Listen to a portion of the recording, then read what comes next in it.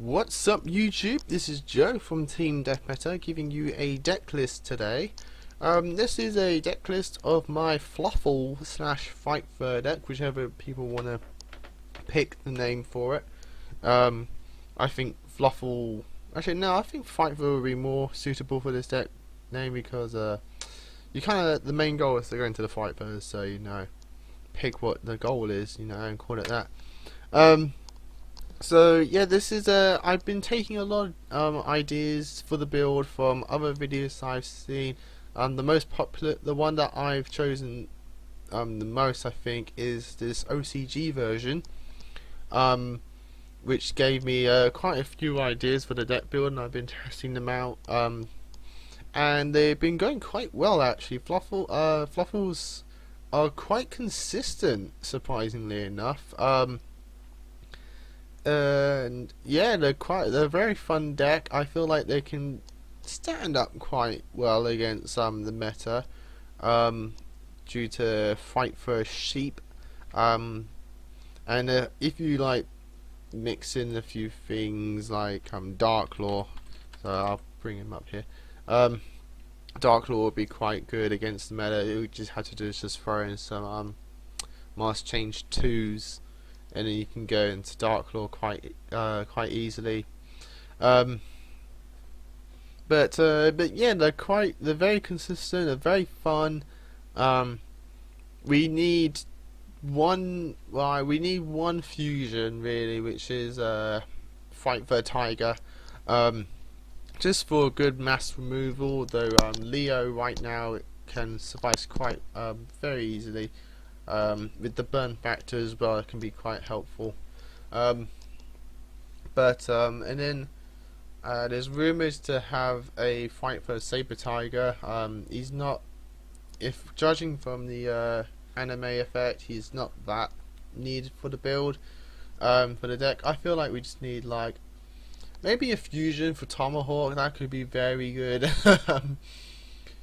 But I don't see one happening in the future. Who knows though? We'll have to wait for the anime to leak us a few more.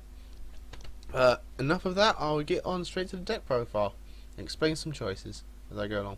So we've got 3 Fluffle for the Fluffles. We've got 3 Fluffle Dog, 3 Owl, 3 Sheep, 1 Bear, and 2 Rabbit. Dog is straightforward. He's the Stratos of the deck for Fluffles, and your Edge Imp Sabers. He just searches out the monsters that you need, and yeah, simple as that. Fluffle Owl, he's the searcher for polymerization in the deck, as well as you can also fusion summon with him for simple cost of 500 life points. He's very good for the deck. As I said, like, polymerization is a must needed card to have in your hand. Once you have at least one in your hand, you're good to go, because you can bring it back very easily. This is probably one of the first decks I've seen in Yu-Gi-Oh history that actually utilizes polymerization so well.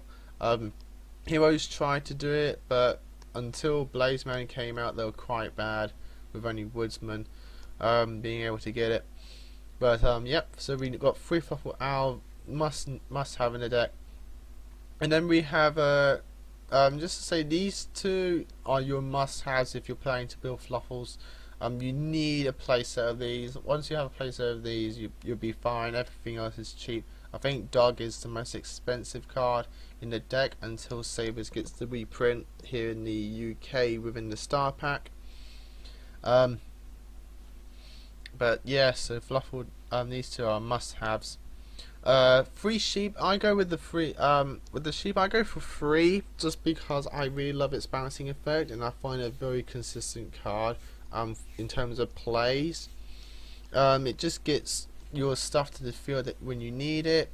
It bounces stuff to your hand that you don't want to stay on the field for long. Mostly Owl, you like to recycle, though Dog is very recyclable, very good to recycle. So I go with 3 Sheep. It hasn't been dead for me at the moment, and so I'm just going to keep going with it. And then we have the 1 Fluffle Bear. There's 2 reasons why we have him in here. One, to ditch him to get your poly back to your hand, which is very helpful. The other, to be a target for frightfur bear for fusion conscription, which I'll get to in a bit later on. So we had the 1 bear, and then we had the 2 rabbit. When you fusion, I won 2 rabbit because when you fusion with him, you get one of your fluffles back to your hand, or edge imp sabers, which is very useful to keep hand advantage, because fusion, as consistent as this deck is, fusion decks always had the problem of running out of cards in your hand and using your resources very quickly. So rabbit helps fix that by, if you just even fusion summon with just him, then you get one of your stuff back. And because Poly is just so recyclable in this deck, you're kind of not really losing much hand advantage at all. So those are the Fluffles. Fluffle Mouse would be a good card in here once that comes into the TCG, so I'll be playtesting with that. He's just a Fluffle that gets 2 more of him during your main phase, so that's very handy. Then for the frightfurs, for the edge imps, so we have 1 sabers, 1 tomahawk, 2 saw, and 3 chain.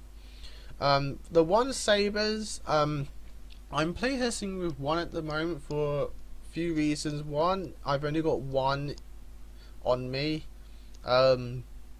in real, because at the moment he's very hard to obtain, and I find his pricing to be quite over the top for just a super rare for a deck that's not being played as much apart from friendly. But so I'm waiting for the reprint on him to get a few more copies, and I'll playtest maybe with like 2.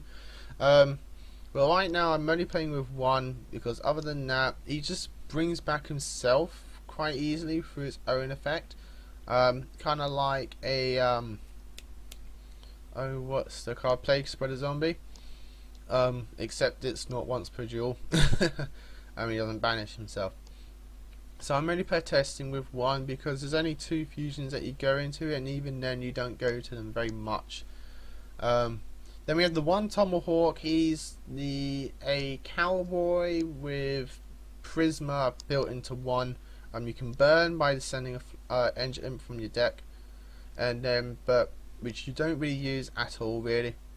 The only thing that you use of him is to use the Prisma effect to gain the name of any Edge Imp from your deck by sending it to the grave, which is very good and combines very well with Edge Imp Chain for a search of a frightfur card and essentially getting Chain onto the field. So I won 1 of him. 2 saws. Saws aren't, I feel like he doesn't get much love and respect from players, other than the fact that he can go into Leo, because his actual effect is very good if you use it correctly. Being able to just send a Fluffle from your hand to the grave to then draw 2 and then place 1 card that you don't really need to either the top or bottom of your deck is very good, because the amount of searching that this deck has is very good. It's quite large. You pretty much search like nearly every, if not every turn, every other turn. So being able to just search back essentially what you put back into your deck is not hard at all. And with 2 free draws is very good. Plus you're putting a Fluffle in your graveyard for a potential fight for a fusion play, which is very good. So I won 2 swords. It's also to go into fight for a Leo, is a very good fusion monster. Then we had the 3 chain. This is always played at 3 in decks, because sheep is essentially your best fusion. I think even when Tiger comes out, I would still say sheep is the best fusion that we have for frightfurs. And chain just not only gives us access to him, but he searches out our frightfur cards in the deck, and he also searches himself if he just attacks, or just which is not very hard to pull off, because sometimes during a duel you will have the field advantage. So just being able to attack and then go for a chain, attack with him, search out another chain to your hand is very good in this deck. So we run 3 chain. And then for the non-Fluffles / Edge Imps, we have 2 King of the Swamps. This is a tech choice that I got from the OCG player on YouTube, and it's since I got it and been playtesting it, it's very good in the deck. Being able to substitute for any of your frightfurs, of your Edge Imps, is very handy in this deck, and as well as just being able to send it and search out polymerization is just too good of a play. So we won 2 King of the Swamps. For the spells, we have 1 frightfur factory, 3 frightfur fusions, 2 polymerizations, 2 fusion conscriptions, 1 seam reborn or such a reborn. I don't know why they did that. Just call it seam. I don't see the problem. 1 Allure of Darkness, 2 MSTs, and 1 Book of Moon. So these 4 down here are very self-explanatory, as well as polymerization.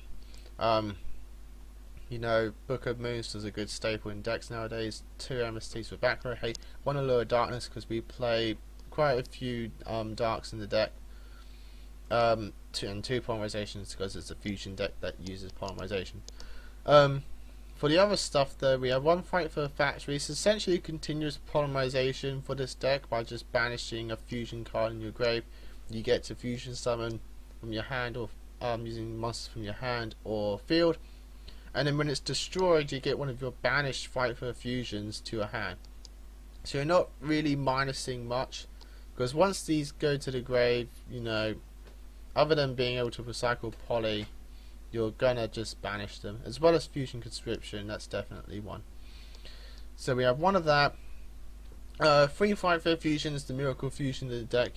I did playtest with 2, but then after playtesting I felt like I could do with a 3rd one in the deck, so I've gone up to 3. Again, it's just a miracle fusion for the deck. So good and searchable through Edge Imp Chain. Gone through poly.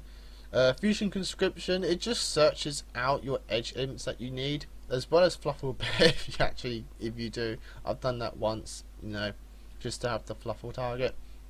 That's essentially just what it's here for, searching out your edge imps, as well as being food for Frightfur Factory. Then we have the Seam Reborn, which is the monster reborn from Fluffles and Frightfurs. The effects are negated, but it gives you a beat stick essentially, or a fusion target. So those are the spells. Then we have for transfer of 1 Emptiness, for Meta Hate, 2 Fiendish Chains, 1 Compulse, 1 Bottomless, and Frightfur Custom. These are self-explanatory. The Frightfur Custom, or Designer Frightfur, it's a Call of the Haunted. Well, actually no, it's a slower monster reborn for Edge Imps and Fluffles. So we have 2 reborns for Fluffles, but then 1 for the Edge Imps, which is quite handy in this deck. Though I might trade this out for something like a Ring of Destruction for more burn and destruction. If not, then you could always just take this out for 2 Mass Change Seconds for your Dark Roar plays.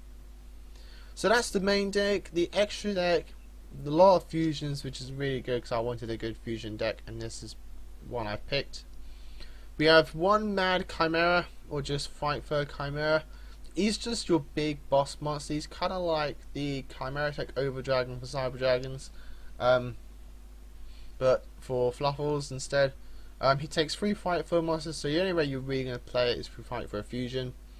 And then he's just crazy. I'll just quickly read his effect. Must be future stone, can't special, I'm afraid. If this card attacks or is attacked, your opponent can't activate cards or effects until the end of the damage step.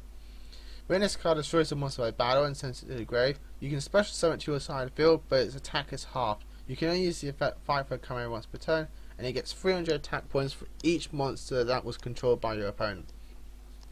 So it's when you get this out, it's really good. You're essentially going to go for game. It's going to be hard to get rid of, because once he kills one thing, he'll be at 3100. So it's branched the Blue Eyes marker that I could say. So very good card, but you rarely play it until you pay up 1. With the 1 Frightfur Bear, you don't really play this card, but you use it as a target for your conscriptions to get your sabers and bear. You might play it, but at that point you might as well just be going for game, and then he'd just be like an extra beater. Then we have the 2 Wolf. This is like your OTK potential, really. It takes 1 sabers and 1 or more Fluffles, and he gets to attack 1 more for material. He gets 1 attack per material. So if you use 3 materials, you get 3 attacks. with 2,000 attack points, you're mostly going to be going for this for game. These two are the ones you're going to be playing the most generally throughout the duel, which is Leo, which is just a Volcasaurus that can't attack directly, and then frightfur Sheep, which is just so good. When he attacks or is attacked, your opponent can activate cards or effects until the end of the damage step. If this card is destroyed by battle or sent to the graveyard, or in your possession by a card effect, then you get to special summon it back with 800 more attack. You can only do that once per turn. So many times I've got into smack into something that's only a few points higher, then I come back and with 2800 now I just attack again. And I'll become a 2/8 beat stick on your opponent's turn that if they try and kill me, I'll just come back. So very good card, best fusion in the deck that this deck has at the moment. Then for general exceeds, I've gone for one Laval Chain. I finally got one in IRL, which is great. This deck does do some graveyard manipulation, so I won one of him. The one Castell, just general good rank 4. And then for the rank 3s, because we have quite a few rank 3s in the deck, which is Engineer, Zen Mains, and Nightmare Shark with the direct attacks. So that's it, people. That's my frightfur deck. Hope you all enjoyed it. This is a very good deck if you're a budget player and you love fusion summoning, you love GX, you're loving Arc B, then this is the deck I recommend to get, because we're going to be getting more support in the future, and it's just all around a great fusion deck. A lot of good players, a lot of good fusion monsters, and just all around great fun to play with. So that's it. Hope you guys enjoyed it. Rate, comment, subscribe if you enjoyed this deck profile. There'll be more to come, and I will see you all guys in the next video. Goodbye.